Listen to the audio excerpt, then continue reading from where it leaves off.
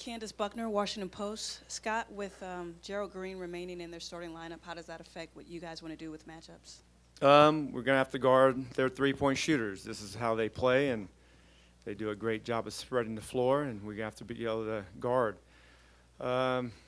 We've had a lot of experience throughout the year of guarding smaller players or bigger guys, and definitely they're going to have to do it tonight or this afternoon. It's going to be a great challenge.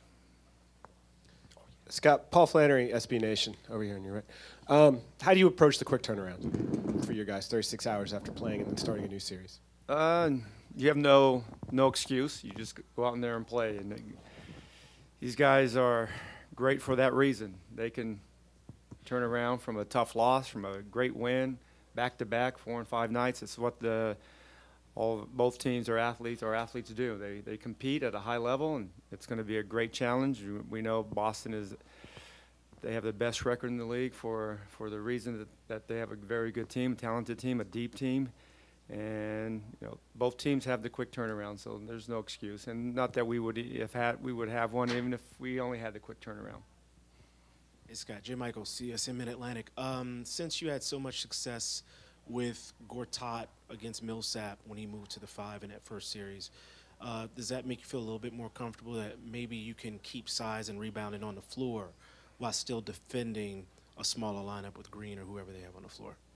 Well, I mean, I think Marge has done a great job defensively. He doesn't get a lot of credit for the defense he's played in the last series, but he's done a great job. Keith has guarded small players. We switch a lot, just like every other team in the league. And Keith is a three-point shooter also. So it's not like he's scoring down low every time down the court and guarding big guys every time down the court. He's been accustomed to guarding smaller players, and we're going to have to do it today. They're going to have to guard our smaller players also in the perimeter. It's nothing that both teams have not seen throughout the season.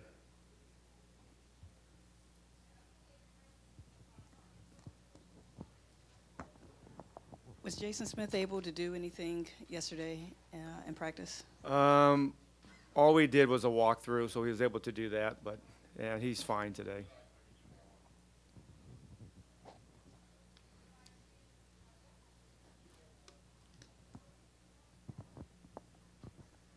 Joseph Pavone, WEI.com. Scott, what are some of the things that impressed you the most about the Celtics when you looked at the past series against the Bulls?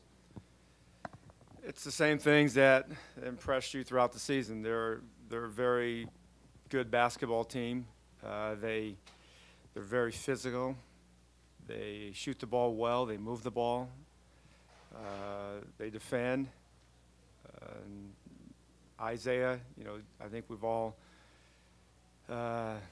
know what he's able to do, and how he's able to do it is just incredible. And he does it every night, and he's one of the best players in the league.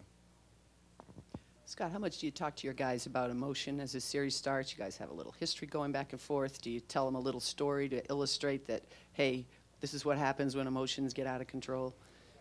No, I mean, I think we all are well aware of that. We can't afford to focus on the physicality of the series. You just have to focus on playing basketball.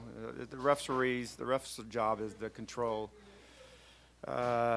if it gets out of line, and they've done a good job. I know both teams, one of the things I love about both teams, they play hard, and you can't discount that in this league, the teams that play hard. I think that's a great trait to have.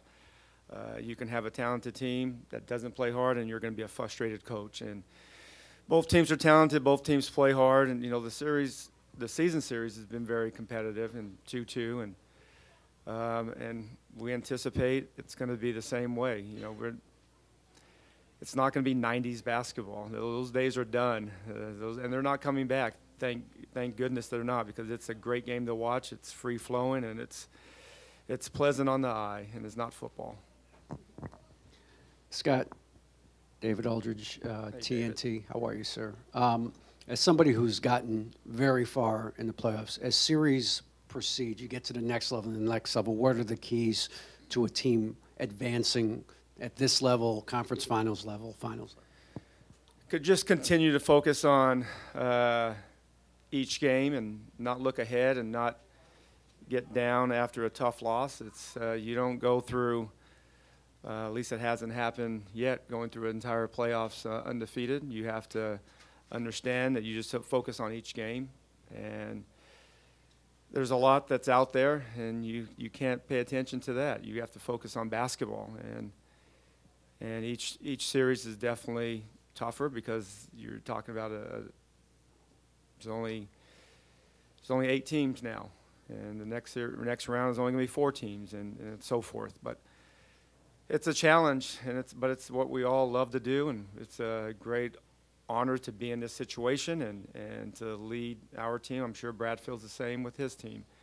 And we know that the team that plays better is the team that's going to win the game, and the team that plays better for the series is going to be the team that wins the series. There's nothing surprising about that. Man, you guys are so serious.